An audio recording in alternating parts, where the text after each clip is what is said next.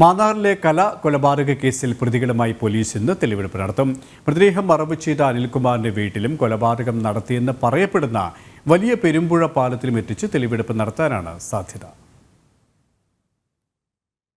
കേസിന്റെ പ്രത്യേക സ്വഭാവം കണക്കിലെടുത്താണ് കസ്റ്റഡി അപേക്ഷ ഇന്നലെ തന്നെ പരിഗണിച്ച് കോടതി 3 പ്രതികളെയും പോലീസ് കസ്റ്റഡിയിൽ വിട്ടത്. ഇവരെ ഇന്ന് വിശദമായി ചോദ്യം ചെയ്യും.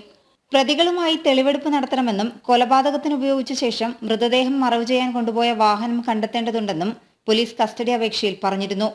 2009 ഡിസംബറിലെ ആദ്യ ആഴ്ച രാത്രി തട്ടാരമ്പലത്തിനും മാന്നാറിനും ഇടയിലുള്ള വലിയ പെരുമ്പുഴ പാലത്തിൽ വെച്ചാണ് കല കൊല്ലപ്പെട്ടതെന്നാണ് പ്രതികളുടെ മൊഴി.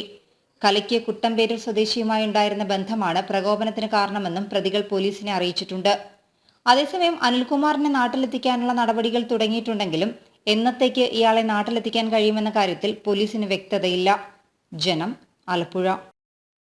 അതേസമയം ഈ കൊലപാതകത്തിൽ അന്വേഷണത്തിന് 21 പോലീസ് സംഘത്തെ നിയോഗിച്ചിട്ടുണ്ട്. ക്രൈംബ്രാഞ്ച് ഉദ്യോഗസ്ഥരെ ഉൾപ്പെടുത്തിയാണ് ഈ സംഘത്തിന്റെ വിപുലീകരണം.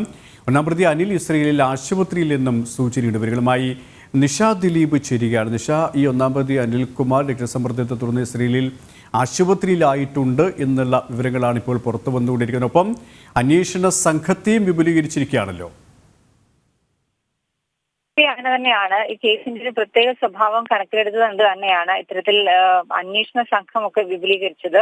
ക്രൈംബ്രാഞ്ച് ഉദ്യോഗസ്ഥരടക്കം ഉൾപ്പെടുത്തിയാണ് ഈ അന്വേഷണ സംഘത്തിന്റെ വിപുലീകരണം. 21 അംഗ അന്വേഷണ സംഘത്തെ ആലപ്പുഴ ജില്ലാ പോലീസ് മേധാവി ചൈത്ര തെരേസ ജോൺ ആണ് നയിക്കുന്നത്. ഈ SP നേതൃത്വത്തിൽ തന്നെയായിരിക്കും തുടർന്നുള്ള അന്വേഷണമൊക്കെ തന്നെ നടക്കുക. അതിനിടെയാണ് ഈ കേസിലെ ഒന്നാം പ്രതിയും കൊല്ലപ്പെട്ട കലയുടെ ഭർത്താവുമായ അനിൽകുമാറിനെ ഇസ്രായേലിൽ രക്തസമ്മർദ്ദം കൂടിയതിനെ തുടർന്ന് ആശുപത്രിയിൽ പ്രവേശിപ്പിച്ചതായുള്ള വിവരം ബന്ധുക്കൾക്ക് ലഭിക്കുന്നത്. ബന്ധുക്കളെ ഈ അനിൽകുമാറിനെ ചികിത്സിക്കുന്ന ആശുപത്രി അധികൃതർ തന്നെയാണ് ഇക്കാര്യം അറിയിച്ചതെന്നും വിവരങ്ങളുണ്ട്.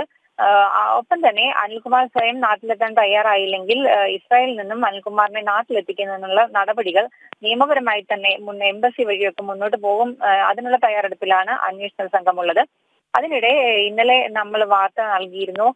കലയുമായി ബന്ധമുള്ള കുട്ടമ്പേരൂർ സ്വദേശി, ആലപ്പുഴ ജില്ലയിലെ കുട്ടമ്പേരൂർ സ്വദേശിയെ പോലീസ് ചോദ്യം ചെയ്തിരുന്നു. ഈ കുട്ടമ്പേരൂർ സ്വദേശി കലയുടെ മുൻ ആൺ സുഹൃത്താണ്. ഇയാൾ കലയെ കണ്ട കാര്യങ്ങളൊക്കെ തന്നെ പോലീസിനോട് പറഞ്ഞിട്ടുണ്ട്. പക്ഷെ അതൊക്കെ വളരെ നാളുകൾക്ക് മുൻപാണ്. ഏറ്റവും ഒടുവിൽ കലയെ കണ്ടത് കല വീട്ടിൽ നിന്നും മാറി എറണാകുളത്ത് ഒരു വസ്ത്ര വ്യാപാര സ്ഥാപനത്തിൽ ജോലി ചെയ്തിരുന്നു. ഈ സമയത്താണ് ഈ ആൺ സുഹൃത്ത് കലയെ അവിടെ എത്തി കണ്ടത്. ഒരു തവണ മാത്രമാണ് കണ്ടിട്ടുള്ളത്, പിന്നീട് കണ്ടിട്ടില്ല. താൻ കലയുമായുള്ള ബന്ധമൊക്കെ അവസാനിപ്പിച്ചിരുന്നു എന്ന് ഇയാൾ പറഞ്ഞു. പിന്നീട് ഇയാൾ വിദേശത്തേക്ക് പോയി. ഈ കലയുടെ ഭർത്താവിന്റെ വീട്ടുകാരും സഹോദരങ്ങളും അടക്കമുള്ള ആളുകൾ തന്നെ ഈ കലയുമായുള്ള ബന്ധത്തിന്റെ പേരിൽ തന്നെ മർദ്ദിച്ചിരുന്നു എന്നടക്കമുള്ള കാര്യങ്ങൾ കുട്ടമ്പേരൂർ സ്വദേശി അന്വേഷണ സംഘത്തെ അറിയിച്ചിട്ടുണ്ട്. ഇയാളെ വിദേശത്ത് ജോലി ചെയ്യുകയായിരുന്നു. അന്വേഷണത്തിന്റെ ഭാഗമായി ഇയാളെ വിളിച്ചു വരുത്തിയതാണോ അതോ ഇയാൾ നാട്ടിൽ ഉണ്ടായിരുന്നു എന്ന കാര്യത്തിൽ വ്യക്തത വന്നിട്ടില്ല. ഏതായാലും ആൺസുഹൃത്തിൽ നിന്നും എടുത്ത മൊഴി ഇപ്രകാരമാണ്. ഇന്നലെ തന്നെ ഈ കസ്റ്റഡിയിലുള്ള ഇന്നലെ കോടതിയിൽ ഹാജരാക്കിയ ഈ കേസിലെ 3 പ്രതികളെ പോലീസ് കസ്റ്റഡിയിൽ വാങ്ങിയിരുന്നു. ഇവരുമായി ഒരു പക്ഷേ തെളിവെടുപ്പ് നടത്തും. എന്നാൽ ഇതിലുള്ള നമുക്ക് തള്ളിക്കളയാനാവില്ല. പോലീസ് ഈ കേസുമായി ബന്ധപ്പെട്ട വിവരങ്ങളൊന്നും വ്യക്തമായ മാധ്യമപ്രവർത്തകരോട് പങ്കുവെക്കുന്നില്ല. അതുകൊണ്ട് തന്നെ ഈ തെളിവെടുപ്പ് ഉണ്ടോ എന്നുള്ള കാര്യം നമുക്ക് ഉറപ്പിച്ചു പറയാൻ കഴിയില്ല. ഒരു പക്ഷേ ഇന്ന് തെളിവെടുപ്പ് ഉണ്ടായേക്കും. ഈ കസ്റ്റഡിയിലുള്ള 3 പ്രതികളോടും കൂടുതൽ കാര്യങ്ങളൊക്കെ ചോദിച്ചറിയാനുണ്ട്. ഒരു പക്ഷേ ഇന്ന് ചോദ്യം ചെയ്യലായിരിക്കുമോ തെളിവെടുപ്പായിരിക്കുമോ എന്നുള്ള കാര്യത്തിൽ ഇപ്പോഴും ഒരു വ്യക്തത വന്നിട്ടില്ല. KP